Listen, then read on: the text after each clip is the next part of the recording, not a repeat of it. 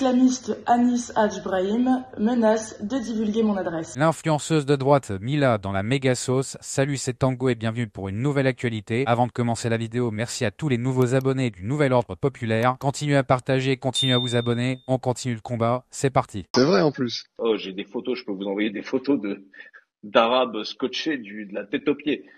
Ils ont les pieds scotchés, les bras scotchés, la tête scotchée, la bouche scotchée, tout. Limite, ils sont en poisson. Absolument voir ça.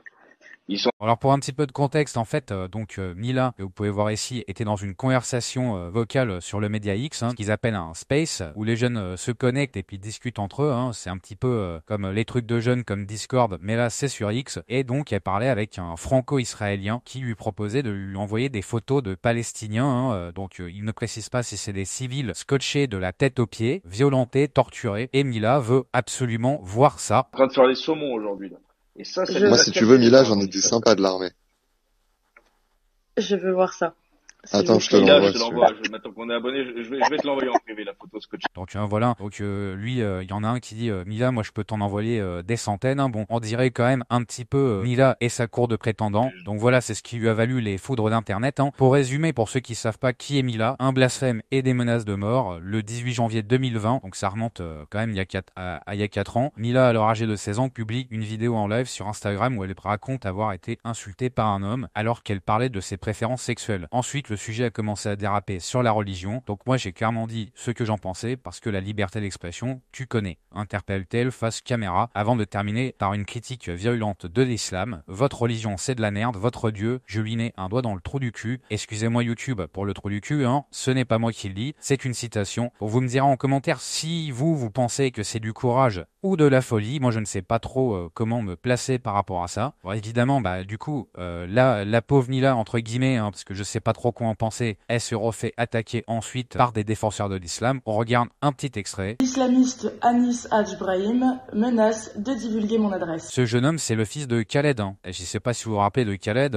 Il recrute des personnes pour me casser les dents. Bon courage. Je prends ces menaces. Quand même, elle a fait de la muscu. Je veux dire, je crois qu'elle a quasiment les mêmes épaules que moi, à mon avis. Elle doit casser les dents.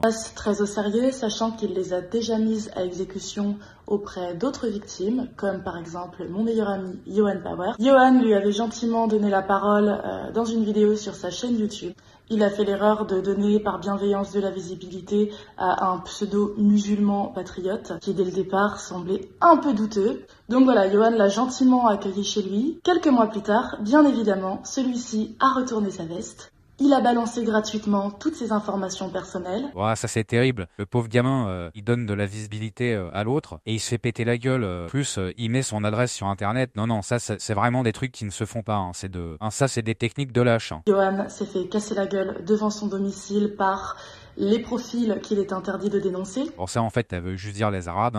Faut avoir un petit peu plus de courage. Je veux dire, c'est pas une insulte arabe. Faut arrêter. Pour le simple fait d'être patriote et homosexuel. De l'agression de Yohan hier. Ouais, il s'appelle pas Power ou la Meko. Il peut s'inventer un nom pour s'inventer des couilles, mais il s'appelle Yohan. C'est vraiment des histoires de jeunes. Je veux dire, arrêtez vos conneries. En fait, vous êtes en train d'utiliser les mêmes techniques que les racailles françaises qui nous cassent les couilles. Servez-vous de votre cerveau et n'utilisez pas des techniques de voyous de cité.